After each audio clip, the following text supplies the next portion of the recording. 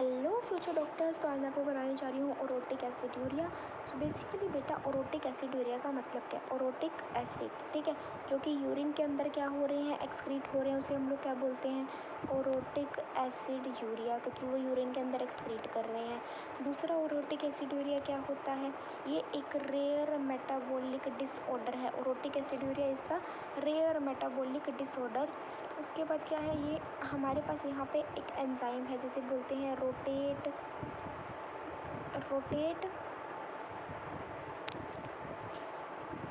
फॉस्फोराइबोसिल transferase, ठीक है। ये हमारे पास एंजाइम है जिसके अंदर क्या आ रही है, डेफिशिएंसी आ रही है। और एक और एंजाइम है बेटा OMPD कार्बोक्सिलेज। सो ये जो दो एंजाइम है, एक तो OMPD कार्बोक्सिलेज और एक रोटेट ट्रांसफरेज फॉस्फोराइबोसिल ट्रांसफरेज, ये दोनों एंजाइम में डेफिशिएंसी होगी, ठीक है, जो हमारे पास क्या कर रहा है, ऑफ पिरामिडिन सिंथेसिस का। किसका? पिरामिडिन सिंथेसिस का। सो ये एक रेयर मेटाबॉलिक डिसऑर्डर है जिसमें ओरोटिक एसिड हमारा यूरिन के अंदर एक्सक्रीट कर रहा है। ये हमारे साथ किस एंजाइम की डेफिशिएंसी के साथ रिलेटेड है? एक तो OMPD कार्बोक्सिलेज के साथ, और एक हमारे पास ये किसके साथ एसोसिएटेड है? रोटेट फॉस्फोराइबोसिल ट्रांसफरेज के साथ एसोसिएटेड है, मतलब डेफिशिएंसी इसकी होगी, ठीक है, pyrimidine synthesis. No real syndrome क्या होता है बेटा? रियल सिंड्रोम होता है सेकेंडरी ओरोटिक एसिड्यूरिया, यानी कि सेकेंडरी ओरोटिक एसिड्यूरिया। ओरोटिक एसिड्यूरिया के बाद ही होता है ना, तो सेकेंडरी ओरोटिक एसिड्यूरिया। और रियल सिंड्रोम के अंदर हमारे पास क्या होता है, डिफेक्ट आता है किसके अंदर?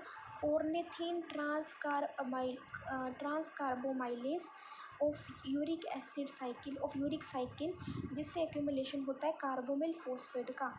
अगर हमारे पास ऑर्निथिन ट्रांसकार्बोमाइलेज के अंदर डिफेक्ट आ जाएगा, ट्रांसकार्बोमाइलेज के अंदर, तो यहाँ पे हमारा कार्बोमिल जो है वो अक्यूमुलेट कर जाएगा। कार्बोमिल फॉस्फेट जो है बेटा वो अक्यूमुलेट कर गया, ठीक है।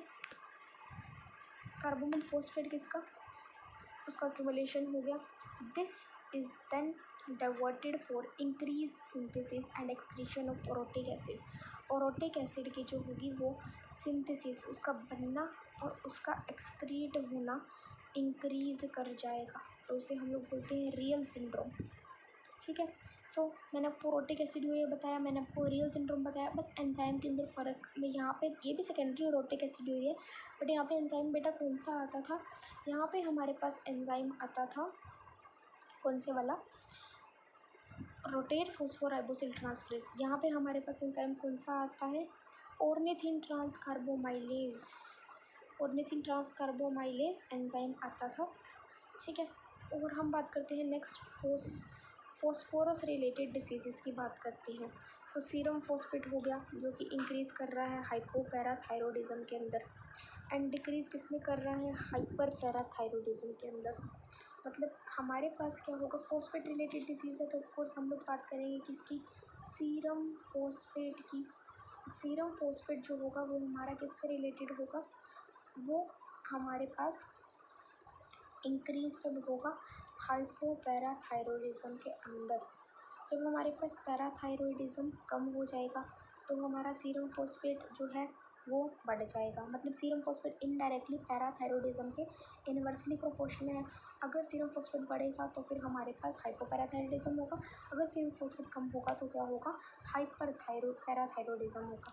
बेसिकली क्या बोल लो, देखो मैं आपको एक शॉर्ट तरीका बताती हूँ। देखो serum phosphate is inversely proportional to parathyroidism. अब अगर पैराथायरॉयडिज्म इंक्रीज करेगा, ठीक है, अगर पैराथायरॉयडिज्म इंक्रीज करेगा तो वो कम हो जाएगा। मतलब अगर ये हाइपर होगा तो वो कम हो जाएगा, अगर ये हाइपो होगा तो वो बढ़ जाएगा। यही चीज़ है फॉस्फेट रिलेटेड डिसीज़ में। और क्या है, ये हमारे पास रीनल डिसीज़, बहुत in severe renal disease serum phosphate is elevated during acidosis. Renal disease के अंदर हमारे पास जो सीरम फॉस्फेट है वो एलिवेट कर जाते हैं और क्या करेंगे? एसिडोसिस करेंगे। रीनल डिसीज़ के अंदर जो हमारे पास सीरम फॉस्फेट है वो एलिवेट कर जाएंगे कॉजिंग एसिडोसिस, मतलब किडनी वाली डिसीज़ के अंदर एसिडोसिस हो जाएगा क्योंकि वहाँ पर फॉस्फेट का लेवल, सीरम फॉस्फेट बढ़ जाता है। नाउ विटामिन डी जो होगा उसकी कमी से रिकेट्स होगा, ये मैंने आपको पढ़ाया था रिकेट्स में, जल्दी से जाओ वो वीडियो देखो। और वहाँ पे सीरम फॉस्फेट हमारा डिक्रीज़ कर जाएगा, ठीक है। 1 से 2 mg/dl हमारे पास सीरम फॉस्फेट हो जाएगा विटामिन डी की डेफिशिएंसी में, ठीक है। जो कि रिकेट्स कर रहा है वहाँ पे सीरम फॉस्फेट हमारे पास डिक्रीज़ कर रहा है। विटामिन डी की कमी में रिकेट्स होगा जिससे हमारा सीरम फॉस्फेट कम करेगा 1 to 2 mg/dl, ठीक है। अब हम कैल्शियम रिलेटेड डिसीज़ की बात करेंगे। सो बेटा कैल्शियम रिलेटेड डिसीज़ तो मैं आपको नेक्स्ट वीडियो में कराती हूँ, ठीक है। इस वीडियो के लिए इतना ही।